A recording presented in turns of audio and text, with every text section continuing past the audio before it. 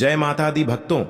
नवरात्रि हिंदू धर्म के सभी त्योहारों में से एक प्रमुख त्योहार है और हमारे हिंदू पंचांग के अनुसार शारदीय नवरात्रि के पर्व का विशेष महत्व होता है।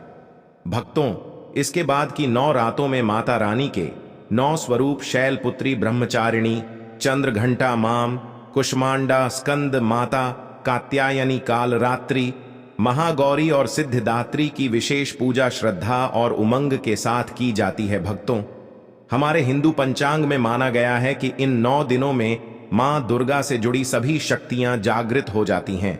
इसलिए इन दिनों में मां दुर्गा जी की संपूर्ण विधि विधान से पूजा करने से आपकी सभी मनोकामनाएं पूर्ण होती हैं।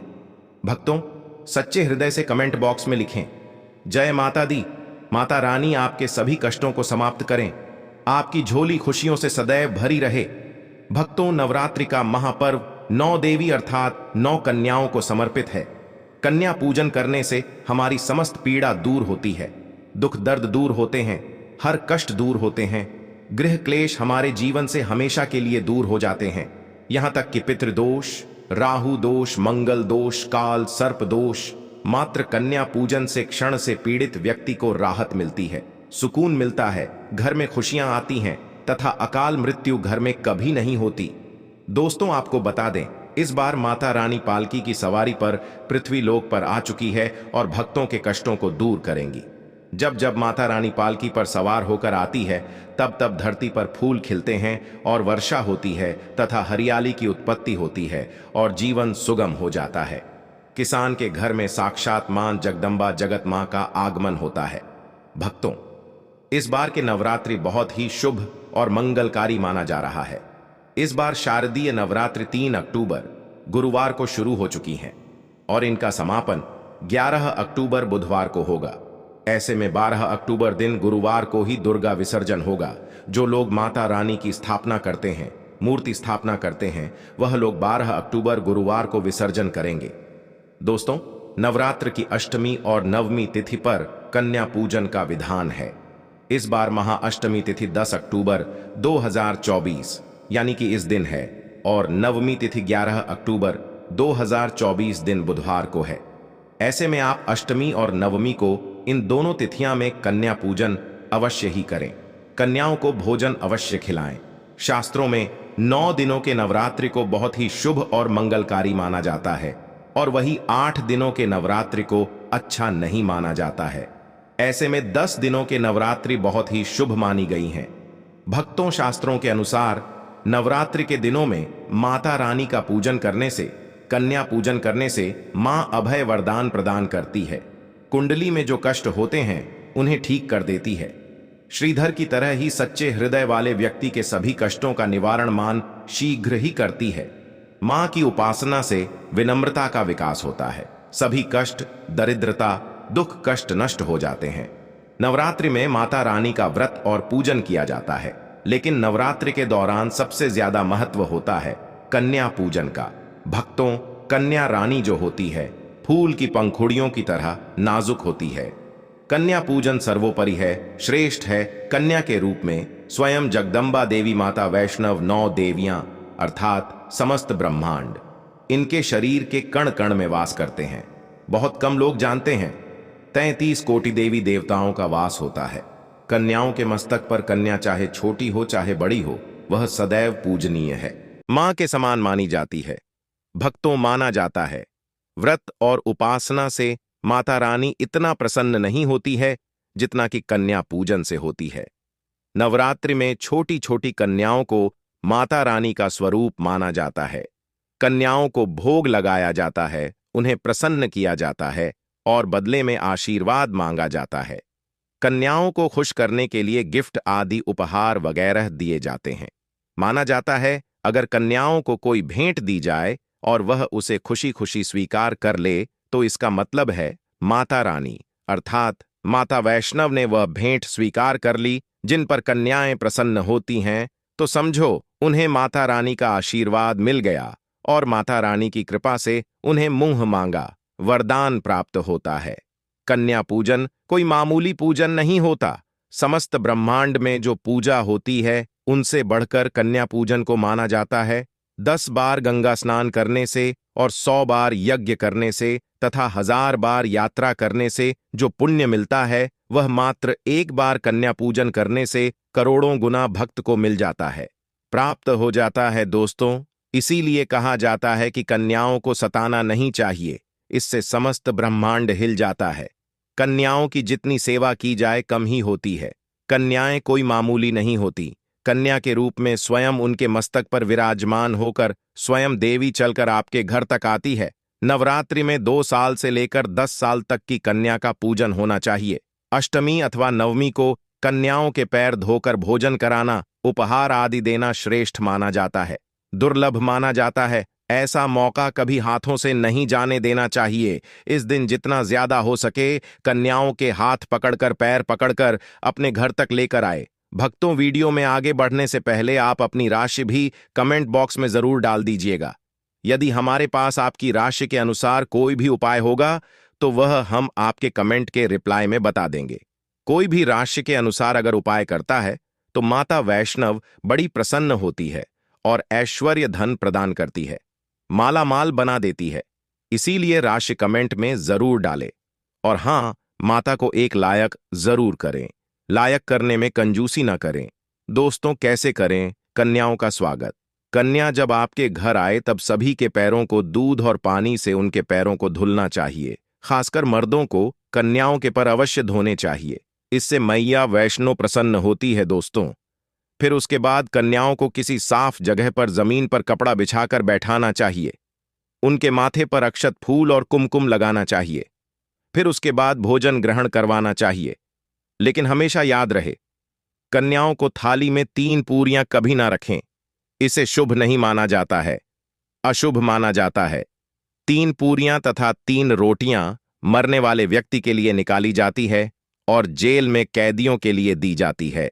ऐसे में कन्याओं को उनकी थाली में 3 पूरी कभी ना दें। 1-2 करके पूरियां दे सकते हैं। इससे 3 संख्या बढ़ जाती है और दोष भी नहीं लगता दोस्तों। कन्याओं को खाना खिलाने के बाद अंतिम में कन्याओं के सर पर लाल चुनरी उड़ाना चाहिए और भोजन में आपको खीर, पूरी, हलवा, चना तथा आलू की सब्जी, छोले वगैरह की सब्जी खिलानी चाहिए। पनीर आदि भी खिलाया जा सकता है। वैसे माता रानी का प्रिय भोजन खीर, हलवा, पूड़ी और छोले आदि ही हैं। लेकिन भूल से भी लहसुन और प्याज का इस्तेमाल कभी ना करें, अन्यथा अनर्थ हो जाएगा। अक्सर कई लोग कन्याओं को कुरकुरे का पैकेट, चिप्स वगैरह का पैकेट खिलाते हैं, जो कि घोर अनर्थ माना जाता है, क्योंकि इसमें लहसुन प्याज का इस्तेमाल होता है, जिसके कारण आपका व्रत खंडित हो सकता है।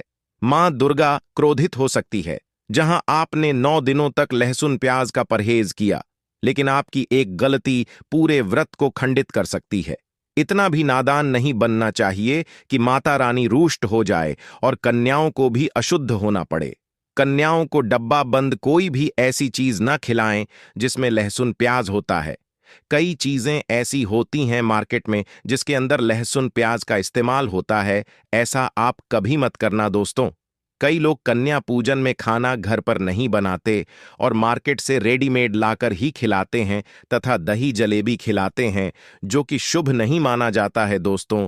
ऐसा खाना खिलाते हैं जिनके घर में मान लीजिए कोई दुर्घटना आदि हो गई है या घर में कोई बीमार है या कोई मुसीबत है, तब वह ऐसा करते हैं। लेकिन अगर आप स्वस्थ हैं, आपको कोई पीड़ा नहीं है, तो ऐसा भूलकर भी नहीं करना चाहिए। माता रानी दही जलेबी नहीं, आपके हाथों का बना भोजन खाना चाहती है, आपका प्यार चाहती है। फिर चाहे आप घर में एक ही पूरी क्यों ना बनाएं, माता के लिए आप स्वयं ही अपने हाथों से माता रानी को भोजन खिलाए। देखिए, भले ही आप दही जलेबी खिला सकते हैं, परंतु माता को घर का बना हुआ शुद्ध भोजन ही अति प्रिय है। खासकर शारदीय नवरात्रों के दौरान घर में पक्का खाना अवश्य बनाना चाहिए। माता रानी बहुत प्रसन्न होती है। घर का बना पक्का खाना ही कन्याओं को खिलाना चाहिए। हमेशा याद रखें, कन्याओं को प्लास्टिक के बने धोने में खाना नहीं खिलाना चाहिए। ऐसे बर्तन पूजा पाठ के लिए शुभ नहीं, अशुभ होते हैं, क्योंकि प्लास्टिक के ज्यादातर बर्तन जो होते हैं जानवरों की हड्डियों द्वारा बनाए जाते हैं। इसीलिए ऐसा पाप मत करना। कन्याओं को हमेशा स्टील के बर्तन या पत्तों से बने बर्तनों में ही भोजन कराना चाहिए। बहुत ही शुभ माना गया है। अगर पेड़ के पत्ते में भोजन कराते हैं तो माता अभय वरदान प्रदान करती है।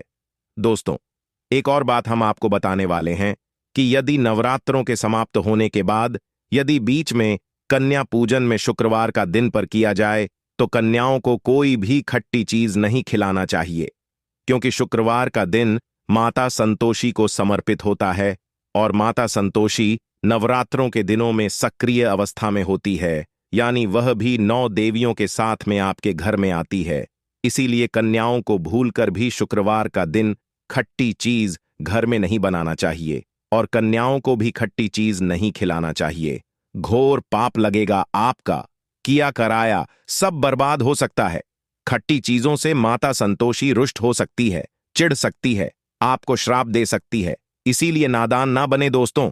भोजन कराने के बाद कन्याओं की थाली में एक लौंग जरूर रखना चाहिए, क्योंकि लौंग देवी शक्ति तथा दुर्गा मां को बहुत प्रिय है।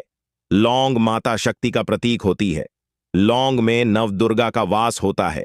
इन 9 दिनों में माता रानी को लौंग का भोग लगाया जाता है, तो खाना खाने के बाद कन्याओं को लौंग अवश्य अर्पित करें। माता रानी को अमृत से बढ़कर लौंग प्रिय है, इसीलिए कन्याओं को थाली में चुपचाप एक लौंग जरूर रख दें। आपका भाग्य चमक जाएगा। माता लक्ष्मी आपके जीवन में धन की कोई भी कमी नहीं होने देंगे। भक्तों, आपको बता दें, कन्याओं को उपहार में क्या दें। कन्याओं को खुश करने के लिए उनकी थाली में दक्षिणा डालें, ताकि आपके घर में संपन्नता बनी रहे तथा धन की कोई भी कमी ना हो। कन्या जब आपके घर से खुशी खुशी धन लेकर जाती है तो वह भी आपको खुशी खुशी कई गुना आपको धन प्रदान करती है। इस समय कंजूसी मत करना, खुशी खुशी कन्याओं को धन अवश्य देना। कन्याओं को कोई सुंदर गिफ्ट दे सकते हैं। शास्त्रों में बताया जाता है कि कन्या जितना खुश होती है, माता रानी उतना ही जल्द फल की प्राप्ति प्रदान करती है। ऐसे में आप कन्याओं को चॉकलेट बॉक्स दे सकते हैं तथा खूबसूरत कपड़े दे सकते हैं। याद रहे, काले कपड़े ना दें और स्टील के बर्तन भी गिफ्ट के तौर पर दे सकते हैं। याद रहे कि कन्याओं को लोहे का कोई भी सामान नहीं देना, नहीं तो राहु केतु का प्रभाव आपके जीवन में प्रवेश कर जाएगा। राहु काल तथा राहु दोष आपको लग जाएगा। आप बर्बाद भी हो सकते हैं। दोस्तों, जब कन्या अपने घर के लिए प्रस्थान करें तो उनके चरण जरूर छू ले और अपने मन में अपनी प्रार्थना को पूरा करें। सच्चे दिल से मांगी मुराद माता रानी अवश्य ही पूरी करती है। सच्चे दिल का मतलब होता है मन में कोई भी लालच ना हो, और अगर वह लालच माता को पाने के लिए बन जाए तो उसे बोलते हैं सच्ची श्रद्धा और सच्ची भक्ति। ऐसी भक्ति के आगे स्वयं 33 कोटि देवी देवता आपको नमस्कार करते हैं।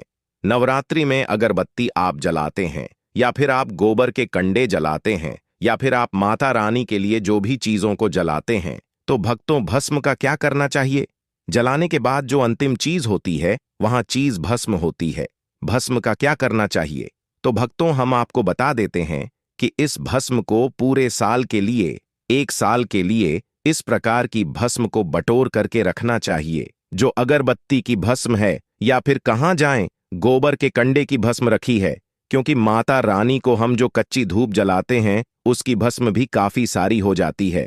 क्या इसे में नदी में बहा देना चाहिए? अगर ज्यादा है तो नदी में बहा दीजिए। बाकी कम से कम आपको 1 साल के लिए आपको यह भस्म अपने पास में जरूर रखनी चाहिए। भक्तों, हम भस्म के बेनिफिट बता रहा हूं और इसके फायदे बता रहा हूं।